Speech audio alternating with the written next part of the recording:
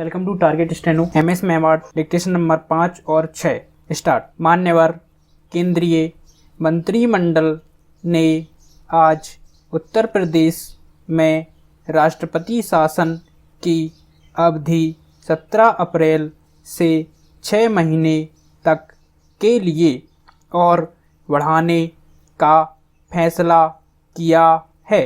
विश्वस्त सूत्रों के अनुसार आज यह जानकारी दी गई है कि उत्तर प्रदेश में राष्ट्रपति शासन की वर्तमान 6 महीने की अवधि 16 अप्रैल को समाप्त होने जा रही है।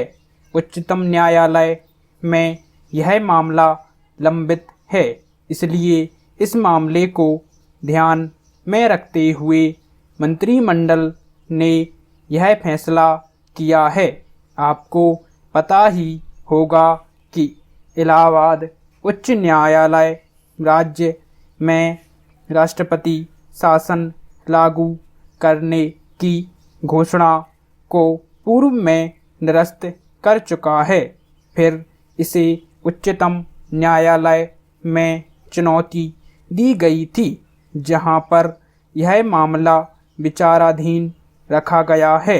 उच्चतम न्यायालय ने इलाहाबाद उच्च न्यायालय के फैसले पर रोक लगाते हुए केंद्र सरकार को निर्देश दिया था कि वह उत्तर प्रदेश विधानसभा को भंग न करके वहां सरकार के गठन की संभावना का पता लगाए।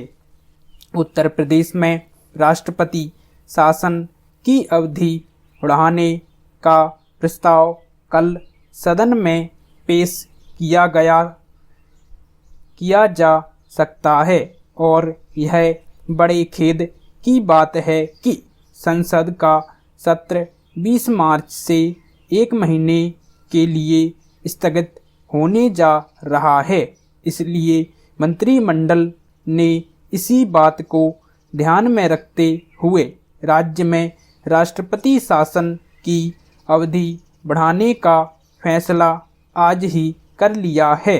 सूत्रों के अनुसार यदि इस दौरान उच्चतम न्यायालय का कोई आदेश प्राप्त होता है तो उस निर्देश पर कार्रवाई करने को भी सरकार तैयार रहेगी। उत्तर प्रदेश में विधानसभा के चुनाव के बाद किसी राजनीतिक पार्टी या गठजोड़ द्वारा सरकार बनाने में विफल रहने के कारण गत वर्ष अक्टूबर में राष्ट्रपति शासन लागू किया गया था, जब वहां सरकार का गठन किया जा चुका है।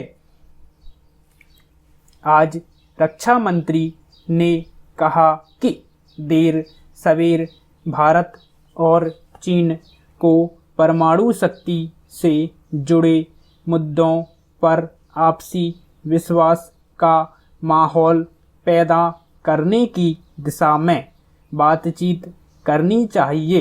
इस सिलसिले में परमाणु परीक्षण के बाद से दोनों के बीच बातचीत में कुछ ठहराव आ गया था।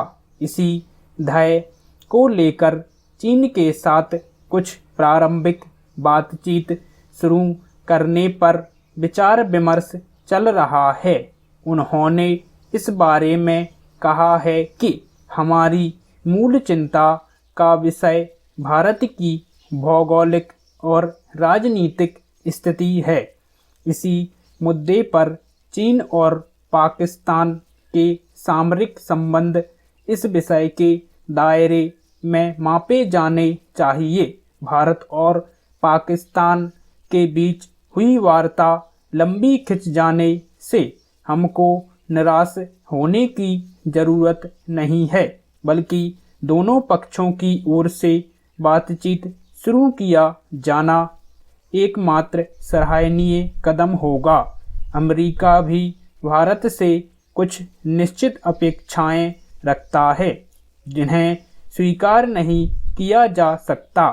जिस चीज में हमारा हित ना हो उसको अस्वीकार किया जाना चाहिए।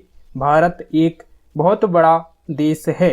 यह किसी भी हालत में किसी से कमज़ोर पड़ने वाला नहीं है। हमारे देश के अंदर बहुत शक्तिशाली देश बनने की सभी क्षमता और संभावना मौजूद हैं। भारत एक विकसित शक्तिशाली देश है, इससे इनकार नहीं किया जा सकता है। इसलिए अमेरिका को चाहिए कि वह भारत की सुरक्षात्मक चिंताओं को समझे और जो अपरिहार्य है उसे स्वीकार करना चाहिए। अमेरिका ने परमाणु एवं अनेक मुद्दों पर चीन के साथ पहले ऐसा ही कुछ किया था। उन्होंने कहा कि अमेरिका को यह समझना होगा कि दुनिया बहुध्रुवी जगत की ओर बढ़ रही है। भारत उन ध्रुवों में से एक है। अपने एक महत्वपूर्ण बयान में रक्षा मंत्री ने कहा है कि यदि उग्रवादियों को लोकतांत्रिक प्रक्रिया में शामिल कर स्वतंत्र और निष्पक्ष चुनाव के जरिए प्रशासन में भागीदार बनने का अवसर दिया जाए तो कुछ स्थानों पर इस विवाद का एक राजनीतिक समाधान खोजा जा सकता है।